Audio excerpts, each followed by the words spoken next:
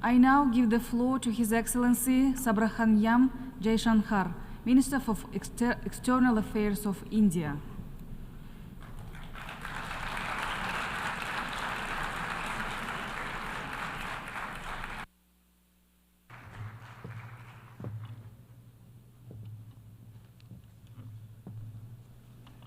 Madam President, Excellencies, distinguished members of the General Assembly, greetings and namaskar from 1.4 billion people of Bharat. I congratulate the President of the General Assembly, His Excellency Mr. Philemon Yang, and strongly support the 79th UN General Assembly's theme of leaving no one behind. Madam President, we are gathered here at a difficult time. The world is yet to recover from the ravages of the COVID pandemic. A war in Ukraine is well into its third year. The conflict in Gaza is acquiring wider ramifications. Across the global south, development plans have gone off rails and SDG targets are receding. But there is more. Unfair trade practices threaten jobs, just as unviable projects raise debt levels. Any connectivity that flouts sovereignty and territorial integrity acquires strategic connotations, especially when it is not a shared endeavor. Technology advancements, which have long been a source of hope, are now equally a factor of anxiety. Climate events occur with greater intensity and frequency. Food security is as worrisome as health security. In truth, the world stands fractious, polarized, and frustrated. Conversations have become difficult, agreements even more so. This is surely not what the founders of the United Nations would have wanted of us. Madam President, almost exactly 8 decades ago, the first steps towards the formation of the UN were taken near here at Dumbarton Oaks. Refined thereafter at the Yalta Conference, they were finally approved in San Francisco. The debates of that era centered around how to ensure world peace, a prerequisite for global prosperity. Today, we find both peace and prosperity equally endangered. And that, Madam President, is because trust has eroded and processes have broken down. Countries have extracted more from the international system than they have put into it, enfeebling it in the process. We see that vividly in every challenge and every crisis. Reforming multilateralism is therefore an imperative. The urgency of this call is highlighted by the theme of this session. Leaving no one behind means advancing peace, ensuring sustainable development, and strengthening human dignity. This cannot be delivered by a UN paralyzed when faced with division, conflict, terrorism, and violence. Nor can it be advanced if access to food, fuel, and fertilizer is jeopardized. When capturing markets lacks restraint, it damages the livelihood and social fabric of others. Evasion of climate action responsibilities by the developed undermine the growth prospect of the developing. Indeed, when resource crunch limits the very pursuit of SDG targets, it is not just economies, but human dignity itself that is imperiled. If the world is in such a state, this body must ask itself, how has this come to pass? The problems arise from a combination of structural shortcomings, political calculations, naked self-interest, and yes, disregard for those left behind. It is natural to feel overwhelmed by what we confront now. After all, there are so many dimensions, different moving parts, issues of the day, and the changing landscape. But every change must begin somewhere, and there is no better place than where it all started. We, the members of the United Nations, must now seriously and purposefully address ourselves to that task. Not because it is a competition for influence or a squabble for positions, but because if we carry on like this, the state of the world is only going to get worse. And that could mean that more of us are going to be left behind. Madam President, as the world contemplates these concerns, India has sought to respond in a variety of ways. First, by focusing on the issues of the vulnerable, women, farmers, and youth, and fashioning targeted policies and initiatives for their betterment. Assured access to piped water, to electricity, to cooking gas, and new homes are changing millions of lives. The gender gap has started to close, be it in health, in education, or in the workplace. Our food producers, thrice a year, get financial support at the click of a button. And a third-term government has made skilling of the youth its key priority. Second, by expanding opportunities for employment and for entrepreneurship, including through stronger training and large-scale financial incentives. 495 million mudra loans have been given to small businesses in the last decade. 67% of them are to women.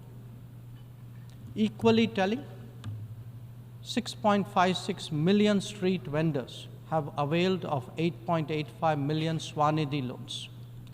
This is just in the last 4 years. 45% of the beneficiaries are again women. Third, by creating templates that are replicable elsewhere. It could be digital delivery or enhancing the quality of governance and public services, as indeed making medicines and health facilities accessible and affordable. A digital public infrastructure and a people's pharmacy are today examples of what India can readily offer to the world. It is also an alternative vision where technology is used to empower, not to dominate. Fourth, by encouraging the Global South to voice its shared concerns and come together. To that end, we have convened 3 Global South summits, the most recent in August of 2024. And fifth, by contributing to the well-being of the global commons and responding to the pressing needs of those in distress. This has ranged from undertaking projects in 78 nations, providing resources to neighbors, and responding to HADR situations, to supplying medicines and ensuring maritime safety and security. Madam President, given the scale of transformation underway in India, each of these dimensions underline that the world's problems can indeed be tackled, and that by working together, we can surely create a larger lifting tide. In these troubled times, it is necessary, Madam President, to provide hope and rekindle optimism. We have to demonstrate that big changes are possible and not over a long period. And nothing is more powerful in this regard than the transformative potential of the digital. We have seen its impact in our daily lives in India over the last decade. It is visible when public benefits from nutritional support and housing to energy and health are delivered efficiently and on a vast scale. Or when small business loans and farmers' support are extended without using intermediaries. In fact, when street vendors and expat workforce confidently use fintech in their regular transactions, when services delivery and benefits move seamlessly and transparently, less people will be left behind. That, Madam President, is India's experience and India's relevance. Such leapfrogging possibilities, coupled with people-centric policies and visionary leadership, can be real game changers. When India lands on the moon, rolls out its own 5G stack, dispatches vaccines worldwide, embraces fintech, or houses so many global capability centers, there is a message here.